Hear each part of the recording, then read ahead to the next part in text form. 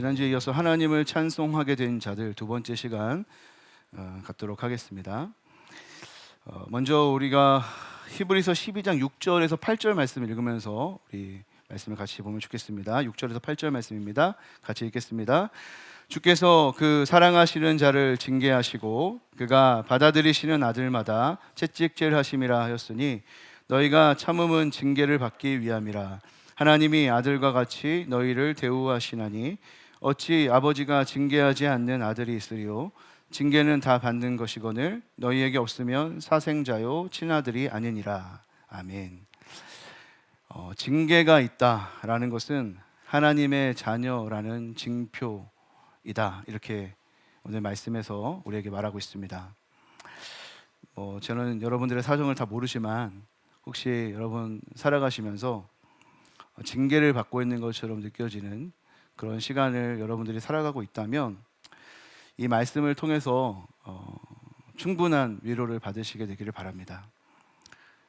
내가 자녀이기 때문에, 하나님의 사랑스러운 자녀이기 때문에 징계를 하나님께서 주시는 그것을 좀 이해하시고, 또 징계 때문에 속상하고 힘든 마음을 내가 하나님의 자녀이기 때문에, 그런 영광스러운 이 신분 때문에 어쩔 수 없이 주어지는 것이구나, 이렇게 생각할 수 있는 그런 시간, 속상하지 않을 수 없겠지만 그런 시간을 꼭 가질 수 있게 되기를, 또 그렇게 우리의 시각을 바꿀 수 있는 은혜가 있기를 주님의 이름으로 축복합니다.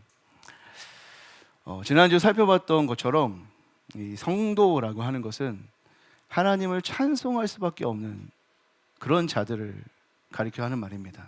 교회, 성도, 그거는 하나님을 찬송할 수밖에 없게 된 자들을 가리키는 말이에요. 하나님은 우리가 찬송할 수밖에 없도록 위대하고 놀라운 일들을 우리에게 행하십니다. 지난주에는 하나님께서 우리를 자녀 삼으시기 위해서 창세 전에 하나님의 그 기쁘신 뜻대로 예정하시고 선택하셔서 우리를 하나님의 자녀로 삼으셨다는 이 위대하고 놀라운 일들을 우리가 함께 나눴습니다. 그리고 오늘은 이어서 하나님의 자녀로 삼으신 이것이 얼마나 위대하고 놀라운 일인가, 그것을 우리가 함께 살펴보면서 더욱더 하나님을 찬송하는 그런 우리 모든 성도님들이 되시기를 주님의 이름으로 축복합니다. 오늘 본문 5절을 보면요, 우리 같이 한번 읽어볼까요? 시작. 그 기쁘신 뜻대로 우리를 예정하사 예수 그리스도로 말미암아 자기의 아들들이 되게 하셨으니, 이렇게 되어 있습니다. 하나님께서 우리를 자기의 아들들이 되게 하셨다, 이렇게 말하고 있습니다. 제가 먼저 이 아들들이라고 하는 표현을 좀 정리하고 싶은데, 그 당시에 그 문화 속에서 그 언어를 가지고 하나님의 말씀을 전해야 되기 때문에 하나님의 자녀들이라고 하는 표현을 하나님의 아들들이라고 말할 수밖에 없었다는 점. 그래서 지금 바울이 딸이 아닌 아들을 얘기하고 싶어서 이 얘기를 하고 있는 것이 아니고, 하나님의 그 자녀들을 얘기하고 싶어서 이 하나님의 아들들이라는 표현을 쓴다는 점을 우리가 생각해 보면서, 저는 이 하나님의 아들들이 되게 하셨다라고 하는 표현을 하나님의 자녀들 되게 하셨다, 이렇게 여러분들에게 말씀드리려고 합니다. 왜냐하면 여기 자매분들이 많잖아요, 그렇죠? 근데 여러분들은 마치 아닌 것처럼 할 수도 있으니까 아들들만 얘기하는 게 아니라 하나님이 여러분들을 다 하나님의 아들, 딸들로, 자녀들로 세워주셨습니다. 그래서 이제 제가 이제부터는 어쩌다가 아들들로 나오겠지만 다 자녀들을 이야기하는 표현이라고 생각해 주시면 감사드리겠습니다. 우리 하나님께서 하나님의 자녀들 되게 하셨는데 어떻게 그렇게 됐냐면, 그 바로 앞에 있죠. 예수 그리스도로 말미암아서 그렇게 됐다. 예수님 때문에 우리가 하나님의 자녀들이 됐다는 거예요. 예수님이 도대체 무엇을 하셨기 때문에 그럴까요? 우리가 원래 하나님의 자녀들이었죠. 하나님께서 우리를 창조하셨고 우리가 그의 피조물이기 때문에 우리 하나님의 자녀입니다. 그런데 우리가 죄로 인해서 하나님과 멀어졌고 이제 더 이상 하나님의 자녀라고 할 수 없게 됐죠. 그래서 우리가 다시 하나님의 자녀가 될 수 있도록 다시 하나님과 우리를 화해시키기 위해서 예수님께서 십자가에서 우리를 위하여 대신 못 박혀 죽으시고 그리함으로 우리가 다시 하나님의 자녀가 된 것입니다. 이 우리를 하나님의 자녀 되게 하시기 위해서 예수님께서 하신 이 십자가 사건을 바울은 오늘 7절에서 뭐라고 얘기하냐면 속량이다 이렇게 말하고 있습니다. 그 속량 7절에 한번 우리 같이 한번 읽어볼까요? 시작. 우리는 그리스도 안에서 그의 은혜의 풍성함을 따라 그의 피로 말미암아 속량 곧 죄사함을 받았느니라. 아멘. 이 속량이라고 하는 말은 무슨 말이냐면 해방, 풀어줌 이런 것을 의미하는 단어입니다. 리트로시스라고 하는 풀어주다라고 하는 말을 더 강조하려고 이 접두어 아포라고 하는 말을 앞에 붙여가지고 더 강조하는, 그러니까 완전히 해방되고 완전히 풀어주는 이런 의미의 단어를 만들었는데, 이 아포라는 게 이 출발지로부터 멀리 완전히 떨어지다라고 하는 그런 의미를 가졌거든요. 그래서 단순히 풀어주고 해방되는 것에 넘어서서 정말 완전히 그렇게 해방된 그런 상태를 나타내주는 말입니다. 노예제도가 익숙한 그들에게는 이 단어가 굉장히 잘 와닿는 단어였는데, 노예들을 값을 주고 사지 않습니까? 그러면 그 값을 주고 사면 이 노예가 이전의 주인에게서 자유하게 되는데요.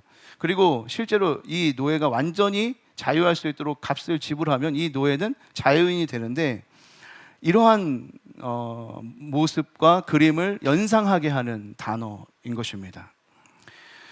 이런 속량이라고 하는 단어가 구약 성경에도 굉장히 많이 사용되는데, 속전이나 대속물이라고 하는 그런 단어로 의미로 많이 구약 성경에서 사용되고, 또 그런 단어를 이제 히브리어로 쓰여져 있을 텐데 그것을 헬라어로 번역할 때 이런 오늘 속량이라고 번역한 이 헬라어하고 같은 단어로 쓰입니다. 그래서 우리가 출애굽할 때 이스라엘 백성들이 죄의 종이었다가 애굽의 종이었다가 이렇게 풀려나는 출애굽하는 이 장면을 이 속량이라고 하는 단어로 쓰기도 합니다. 다시 말해서 노예의 상태로부터 완전히 해방된, 값이 다 지불되고 완전히 해방된 그 상태를 나타내기 위해서 속량이라고 하는 말을 쓰는데, 바울이 그 속량이라고 하는 말을 한 번 더 정의하면서 뭐라고 얘기하냐면 곧 죄사함이다 이렇게 표현합니다. 그래서 이렇게 완전히 해방된, 구출된 상태를 한 번 더 설명하면서 이것은 죄사함이다 라고 말하는 이유는, 이것이 어디로부터의 구출, 어디로부터의 해방인지를 정확하게 말하기 위해서 그런 것입니다. 그러니까 그리스도가 우리에게 행하신 일이 있는데, 그 행하신 일의 본질은 뭐냐면 우리가 죄로부터 해방될 수 있도록 하셨다는 것입니다. 그리스도께서는 우리가 죄로 묶여 있고 죄에 묶여서 어쩔 수 없이 죄를 지을 수밖에 없는 죄의 종의 상태에 있었던 우리를 다시 그 죄로부터 완전히 떨어뜨려서 죄를 짓지 않을 수도 있는 상태로 바꿔주셨다는 거예요. 이것이 십자가에서 우리를 위해서 행하신 일이라는 것입니다. 다시 말해서 우리가 이제는 죄를 질 수밖에 없는 그 아담의 후손으로 살아가는 것이 아니라, 이젠 그리스도 안에서 죄를 짓지 않을 수도 있는 존재로 살아가게 되었다라는 말입니다. 근데 여러분, 우리가 이렇게 그리스도의 속량을 통해 하나님의 자녀가 된 이 사건이, 그래서 죄에 이제 더 이상 묶여있지 않고 이제 자유로운 상태, 죄를 짓지도 않을 수 있는 그러한 아들의 신분을 갖게 된 것, 이것이 하나님의 은혜로 됐다는 것입니다. 우리의 입장에서 보면 이것은 완전히 은혜이지만, 그러나 이 은혜 안에 이 속량이라고 하는 사건, 예수 그리스도께서 이렇게 값지고 또 말로 형언할 수 없는 희생과 헌신을 통해서 이뤄낸 그 생명값으로 우리가 그러한 신분을 얻게 됐다는 것이죠. 그래서 이것이 하나님의 은혜이면서도 그리스도의 그 속전값으로 우리에게 주어진 고결한 것이라는 것을 우리에게 알려주고자 하는 것입니다. 이제 우리가 이 그리스도의 속량 덕분에 하나님의 자녀가 되었는데요. 여러분, 그렇기 때문에 이 하나님의 자녀가 되었다는 것은 엄청나게 영광스러운 것입니다. 우리가 하나님의 자녀가 되었다. 여러분, 이것만큼 정말 하나님을 찬송할 만한, 찬송할 수밖에 없는 일이 없는 것이죠. 여기서 하나님이 우리를 하나님의 자녀 삼으실 때 하나님의 은혜로 그리스도의 희생으로 하나님의 자녀 삼으셨다고 이렇게 바울이 이야기할 때 강조하고 있는 것은 이것이 우리의 어떤 자격이라든지 우리가 무엇을 해서 하나님의 자녀가 되었다는 것이 아닙니다. 이것은 순전히 하나님의 편에서 하나님의 대가 지불을 통해서 이루어진 일이라는 것을 말하고 있죠. 그 말은 다시 말해서 우리가 이 하나님의 자녀로서 살아갈 때 우리가 하나님 앞에 좀 부족한 모습이 있다든지 때로는 어떤 죄를 진다든지 할 때 나는 하나님의 자녀가 될 수 없는가 봐, 이렇게 생각하지 않아도 된다는 뜻입니다. 내가 어떠한 모습을 갖췄기 때문에, 내가 어떠한 자격을 갖추었기 때문에 하나님의 자녀가 된 것이 아니라 우리를 하나님의 자녀 삼고 싶은 하나님의 예정과 선택과 계획과 뜻 가운데 그리스도께서 행하신 그 일로 인해서 우리가 하나님의 자녀가 되었다는 거예요.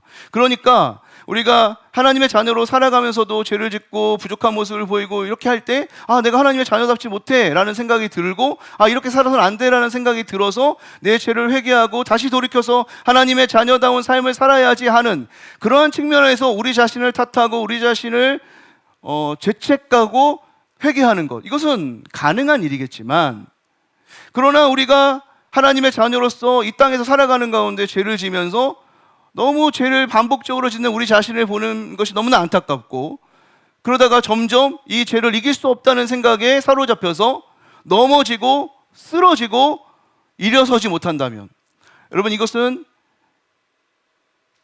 잘못된 거라는 겁니다. 그런 방식으로 우리의 어떤 자격으로 하나님 우리를 자녀 삼으신 것을 끊을 수 없다는 것이죠.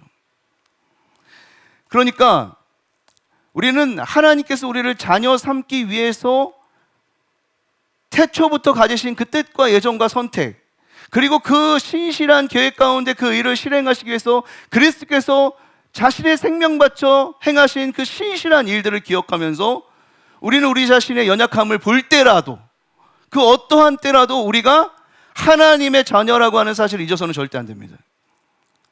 그럼에도 불구하고 하나님은 나를 하나님의 자녀로 보신다는 거예요. 여기서 그 기쁘신 뜻대로 우리를 예정하사 예수 그리스도로 말미암아 자기의 아들들이 되게 하셨다 할 때, 이 자기의 아들들이 되게 하셨다라고 하는 것은 휘오테시아라고 하는 단어고, 이것은 입양하여 양자로 삼으셨다, 이런 의미입니다. 그러니까 바울은 이 단어를 통해서 우리나라 말로는 자기의 아들들에게 하셨다라는 정도로 이해하지만, 이것은 이 단어는 그 당시의 사람들에게 누구에게나 이해될 수 있는 입양을 통한 양자 삼는 행동을 말하는 것입니다. 그러니까 하나님께서 우리를 예수 그리스도를 통해서 양자 삼으셨다는 건데, 의도적으로 이 단어를 통해서 우리가 양자 삼아진 존재라는 것을 우리에게 알려주고 싶은 거예요. 이것의 굉장히 중요한 의미는 뭐냐면, 양자 삼았다라고 하는 것은 법적으로 우리의 신분이 변화됐다는 뜻입니다. 만약에 우리가 어떤 아이를 입양한다고 한번 생각해 볼게요. 여러분, 어떤 아이를 입양할 때 가장 먼저 하는 게 뭐죠? 내가 입양할 만한 조건이 있느냐 없느냐, 그런 자격을 아마 따질 거예요. 그래서 이제 자격이 갖춰졌다 이렇게 생각이 들면 입양할 아이를 찾게 되고, 찾다 아마 매칭이 될 겁니다. 그러면 이제 입양할 사람 자격을 갖춘 사람도 있고 입양할 아이도 있으니까 이제 모든 순서가 다 끝난 것입니까? 그렇지 않죠. 마지막 그 순서는 뭐죠? 이 아이, 찾은 아이를 어떻게 합니까? 내 호적에 올려야 되는 거예요. 그래야 이제 입양의 절차가 마무리되는 거예요. 그 법적 절차를 갖지 않고 아 그래, 우리 이제 내가 너의 아빠가 될게. 아 저는 이제 아버지의 자녀가 될게요. 이렇게 서로 합의하고 그렇게 살아간다고 할 때 이 입양의 관계가 확보되겠습니까?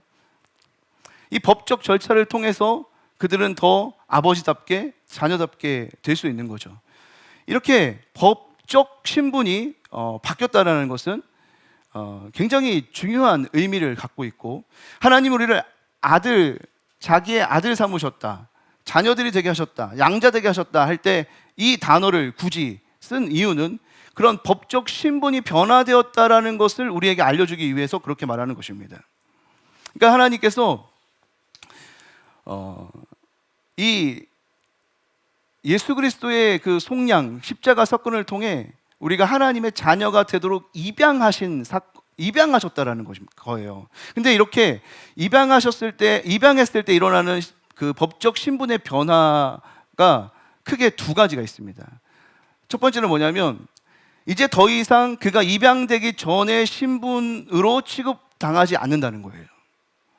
그러니까 입양된 아이가 더 이상 그가 고아처럼 취급당하지 않는다는 뜻입니다. 물론 그 사람에 대해서, 그 아이에 대해서 아는 사람이 있으면 그 아이에게 가서 너는 고아 출신이야 라고 이야기할 수 있는 사람도 있겠고, 더 나쁜 사람은 너는 고아 출신이라서 그런가 봐 이렇게 말할 수 있는 사람도 있겠죠. 그것을 모르는 사람들은 그렇게 말할 수 있습니다. 그러나 적어도 법적으로 그가 입양되어서 어떤 가족의 아들, 양자로 삼아졌다는 것은 이제 더 이상 법적으로 그가 고아가 아니라는 것을 말해주는 겁니다. 예를 들어서 이전에 노예로 살던 자가 속량을 받았어요. 그래서 자연이 되었다고 합시다. 근데 오랫동안 노예로 살았기 때문에 이 노예는 계속 노예로 살아왔을 때의 습성을 가지고 있는 거예요. 그러니까 이 노예가 법적으로 자연이 됐다 할지라도 그 노예를 알고 있는 사람들의 눈에는 그가 여전히 노예일 수도 있죠. 그래서 노예의 행태를 반복하는 것을 보면서 왜 노예같이 사니? 이렇게 말할 수도 있어요. 그러나 적어도 법적으로 그는 더 이상 노예가 아니라는 겁니다. 마찬가지로 우리가 그리스도의 양자가 되었다는 것, 그것은 더 이상 우리가 죄의 노예가 아니라는 뜻이에요. 죄에 묶여서 죄를 지을 수밖에 없는 존재, 어떻게 해도 발버둥 쳐도 나는 죄를 지을 수밖에 없는 존재가 아니라 이제는 우리가 죄에서부터 풀려났고 그 죄를 이길 수 있는 양자로서, 아들로서 살아갈 수 있게 되었다는 겁니다. 사람들은 그렇게 보지 않겠죠. 사람들은 여전히 똑같은 모습을 보일 수도 있고 그 우리의 변화된 신분에 대해서 의식하지 못할 수 있어요. 그래서 세상 사람들은 야, 우리 다 똑같고 너 나랑 똑같은 삶을 살고 있잖아, 이렇게 우리한테 얘기할 수도 있어요. 그러나 우리는 적어도 알아요. 법적으로 우리의 신분이 변화됐다는 사실을 알아요. 그리고 그것을 또 누가 알아요? 하나님이 아시죠. 우리의 신분을 변화시켜 주신 그리스도가 아시죠. 그러니까 우리는 우리 스스로도 하나님의 자녀가 아닌 것 같은 그런 삶을 살 때도 있지만 하나님은 우리를 어떻게 보신다고? 그럼에도 불구하고 너는 나의 자녀야, 너는 나의 사랑스러운 아들, 딸들이야, 이렇게 보신다는 거예요. 그러니까 여러분, 우리가 하나님의 자녀가 되었을 때 우리에게 중요한 것은 뭐냐면 하나님은 언제나 우리를 어떻게 바라보시는가예요. 여러분, 우리가 그리스도를 믿는 믿음을 가졌다고 할 때, 예수 그리스도를 믿는 믿음을 가졌다고 할 때, 여러분 믿음의 내용에 굉장히 중요한 핵심이 있는데 그것은 하나님이 우리를 하나님의 자녀로 보신다는 거예요. 하나님은 우리를 너무너무 사랑하시고 그리하여 자신의 아들을 우리에게 주시기까지 하셨다는 것. 그래서 우리를 그리스도 안에서 하나님의 자녀로 여전히 바라보고 계신다는 것. 여러분, 이것을 믿는 겁니다. 여러분, 그것을 믿는 축복이 있게 되기를 주님의 이름으로 축복합니다. 법적으로 신분이 바뀌면 두 번째 일어나는 일은 이 바뀐 신분으로 인해서 아들로서 얻게 되는 축복, 특권, 그것을 얻게 되는 거예요. 이 아들이 되었다는 것은 엄청난 축복인데 성경에서 얼마나 그 아들에게, 자녀들에게 주는 축복이 많은지 몰라요. 그렇지만 오늘 세 가지 정도만 짧게 살펴보려고 하는데, 첫 번째, 이 아들이 됐을 때 누리게 되는 가장 큰 특권은 이제 그가 종이 아니라 아들이 됐기 때문에 상속자가 된다는 것입니다. 아버지의 유업을 받을 수 있는 법적 권한이 있는 상속자가 된다는 뜻이에요. 우리 갈라디아서 4장 6절에서 7절 말씀 읽겠습니다. 시작. 너희가 아들임으로 하나님이 그 아들의 영을 우리 마음 가운데 보내사 아빠 아버지라 부르게 하셨느니라. 그러므로 내가 이후로는 종이 아니요 아들이니 아들이면 하나님으로 말미암아 어떤 사람이에요? 유업을 받는 자라는 거예요. 입양된 하나님의 자녀들은 하나님의 유업을 받을 수밖에 없도록 보장되었다는 뜻입니다. 원래 아들에게만 주어졌던 그 하나님의 나라 유업이 이제 입양된 하나님의 자녀들 모두에게, 우리 모두에게 다 보장되어 있다는 뜻이에요. 요한복음 8장 34절 36절에 이렇게 되어 있습니다. 같이 읽겠습니다. 시작. 예수께서 대답하시되 진실로 진실로 너희에게 이르노니 죄를 범하는 자마다 죄의 종이라. 종은 영원히 집에 거하지 못하되 아들은 영원히 거하나니 그러므로 아들이 너희를 자유롭게 하면 너희가 참으로 자유로우리라. 죄의 종은 뭐예요? 죄의 종은 죄를 지을 수밖에 없어요. 그래서 아버지의 집에 거할 수가 없어요. 근데 아들은 어떤 사람들이에요? 어떤 사람이에요? 아들은 아버지에 거할 수 있는 특권이 있는 존재란 말이에요. 우리가 예수 그리스도 안에서 아들이 되었기 때문에 이 아버지의 집에 영원히 거하고 아버지의 집을 유업으로 받을 수 있는 자가 된 거예요. 아들의 특권, 자녀들의 특권, 그것은 하나님이 우리에게 주시겠다고 하는 그 약속을 법적으로 받을 수 있는 권리를 갖고 있고 우리가 다시는 결코 고아가 되지 않을 수 있다는 거예요. 이제는 아버지와 함께 영원히 살 수 있다는 거예요. 이것이 예수 그리스도 안에서 우리에게 주어진 특권, 아들이 됐을 때의 특권입니다. 여러분, 하나님의 나라, 그 영원한 나라가 여러분에게 이미 주어진 특권이라는 것을 믿으시게 되기를 바랍니다.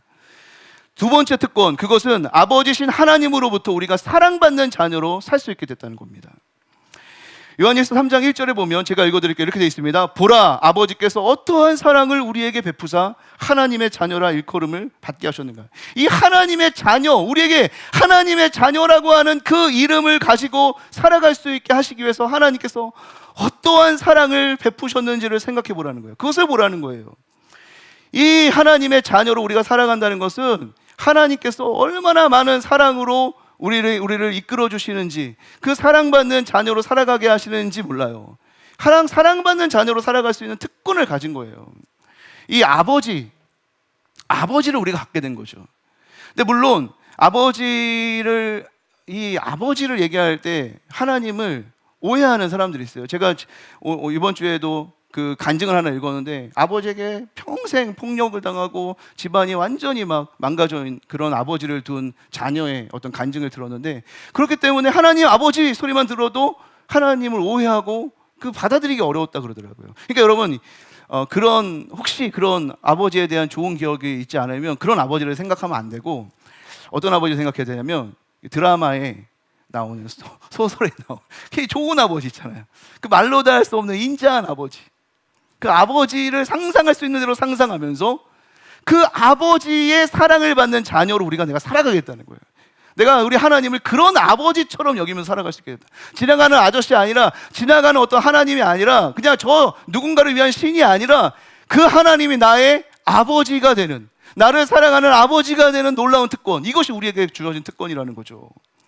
마태복음 6장 26절에 이렇게 되어 있습니다. 공중의 새를 보라. 심지도 않고 거두지도 않고 창고에 모아들이지도 아니하되 너희 하늘 아버지께서는 어떻게 합니까? 기르시나니 너희는, 하나님의 자녀들은 어떻게 합니까?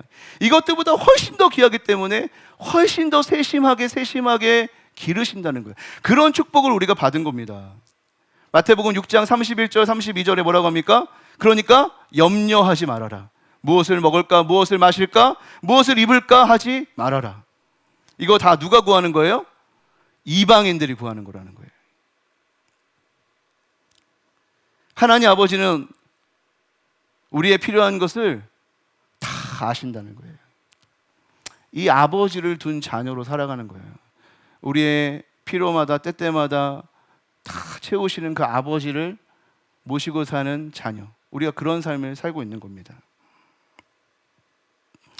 여기서 기도의 특권을 제가 말하지 않을 수가 없는데, 예전에 금요기도회 때 얼마 전에 제가 시편 2편 말씀을 같이 나눴는데, 이 시편 2편을 보면 이 이스라엘의 그 왕을 하나님 뭐라고 말씀하시냐면 내가 낳은 아들이다 이렇게 얘기합니다.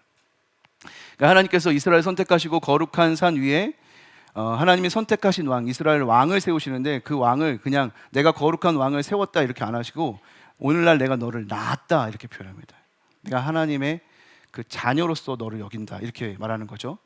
그래서 이 왕에게 무슨 얘기를 하냐면 이스라엘 왕에게 다른 세상의 왕들이 막 너희들을 흔들고 조롱하고 막 여러 가지 모략을 짤 때 이스라엘의 왕에게는 뭐라고 부탁하냐면 시인이 하나님을 너희 아버지로 두고 있기 때문에 너는 아버지께 아버지의 나라가 임하는 그 일을 구하라 이렇게 말해요.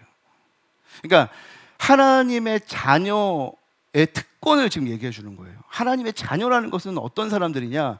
하나님께 그 하나님의 뜻에 합당한 것을 구할 수 있는 자녀의 특권이 있다는 거예요. 영접하는 자, 그 이름을 믿는 자에게 하나님의 자녀가 되는 권세를 주셨다고 할 때 그 권세라는 게 하나님을 아버지로 삼을 수 있고 아버지께 구할 수 있고 구하는 것을 받을 수 있는 그런 자녀의 특권을 가졌다는 것이죠. 마태복음 7장에 그래서 뭐라고 합니까? 구하라, 찾으라, 두드리라. 그러면 다 니들 원하는 거 받을 수 있을 거다. 그리고 이 구하는 것을 구하는 대로 받을 수 있을 것이라고 예수님이 말씀하시는 근거가 있어요. 너희들이 구하는데 그 구하는 걸 다 받을 수 있어. 왜? 그게 근거가 뭐죠? 너희의 아버지시기 때문에 그런 거야 이렇게 말해요. 그러니까 하나님이 우리 아버지라는 사실을 모르는 사람은 기도의 특권을 누릴 수 없고 기도할 수도 없고 기도를 통해 응답을 확신할 수도 없어요. 근데 하나님의 자녀는 알아요. 하나님이 나를 사랑하신다는 것을 알기 때문에 기도를 할 수 있고 그것을 하나님이 주실 것을 알아요. 이 놀라운 일 아닙니까? 하나님 나를 사랑하신다는 것을 알고 살아간다는 거죠. 그래서 그 사랑을 받으면서 때때에 맞게 필요한 것들을 공급받으며 살아가는 그 은혜, 이것이 하나님의 자녀의 특권입니다. 세 번째 하나님의 아들의 특권은 뭐냐면 가장 좋은 길로 하나님의 인도하심을 받는다는 거예요. 신명기 1장 31절 말씀 같이 한번 읽겠습니다. 시작. 광야에서도 너희가 당하였거니와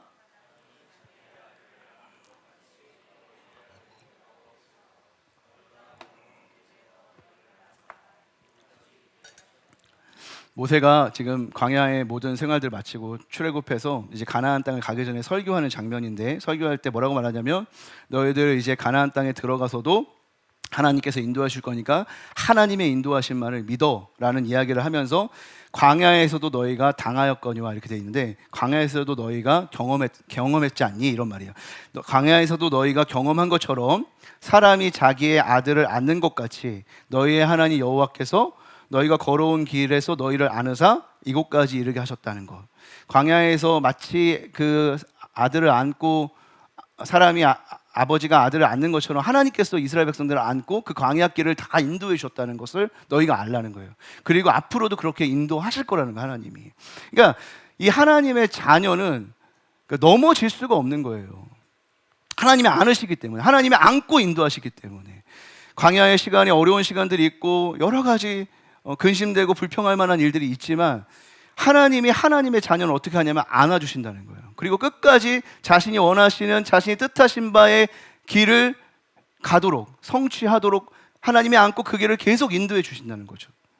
이것이 자녀들의 축복이라는 거예요. 걱정할 필요가 없는 거예요. 하나님의 자녀가 됐다, 내가 하나님의 자녀라는 사실을 알았다, 여러분 이것만큼 큰 축복이 없는 거예요. 내가 그리스도 때문에, 그리스도의 피값으로 내가 하나님의 자녀가 되었다, 여러분 이것을 알고 산다, 여러분 이것만큼 귀한 일이 없어요. 이것만큼 영광스러운 일이 없고, 이것을 안다면 하나님을 찬송하지 않을 수가 없어요. 하나님 우리를 그런 자로 부르셨다는 거, 그렇게 아들 삼아 주셨다는 거. 여러분, 하나님께서 왜 우리를 이런 영광스러운 하나님의 자녀를 삼아 주셨을까요? 에베소 1장 4절 말씀입니다. 같이 읽겠습니다. 시작. 곧 창세전에 그리스도 안에서 우리를 택하사 우리로 사랑 안에서 그 앞에 거룩하고 흠이 없게 하시려고. 이유가 있죠. 목적이 분명하죠. 우리를 하나님의 자녀 삼으시고, 이런 이해할 수 없는 영광스러운 하나님의 자녀로 살아가시는 이유가 도대체 뭘까? 4절에 명확하게 나와 있어요. 뭐예요? 하나님 앞에서 거룩하고 흠이 없게 하시려고 하는 거예요. 그러니까 우리는 그러니까 종교적으로 이해하면 이거를 이렇게 이해하시죠. 우리가 하나님 앞에 거룩하고 흠이 없는 존재가 되면 하나님의 자녀로 받아들여진다. 이제 이렇게 생각하는 사람들이 있어요. 그러니까 그렇게 되면 하나님의 자녀가 되는 게 아니라 하나님은 우리를 하나님의 자녀가 되게 하셔서 거룩하게 만드신다니까요. 그러니까 하나님 우리를 거룩하게 하나님 앞에 설 수 있게 만드시는 방법이 뭐냐면 하나님이 그리스도를 통해서 우리를 하나님의 자녀라고 칭해 주시고 그렇게 여겨 주신다는 거예요. 우리가 하나님의 자녀답지 못할 때도 하나님 어떻게 보신다고요?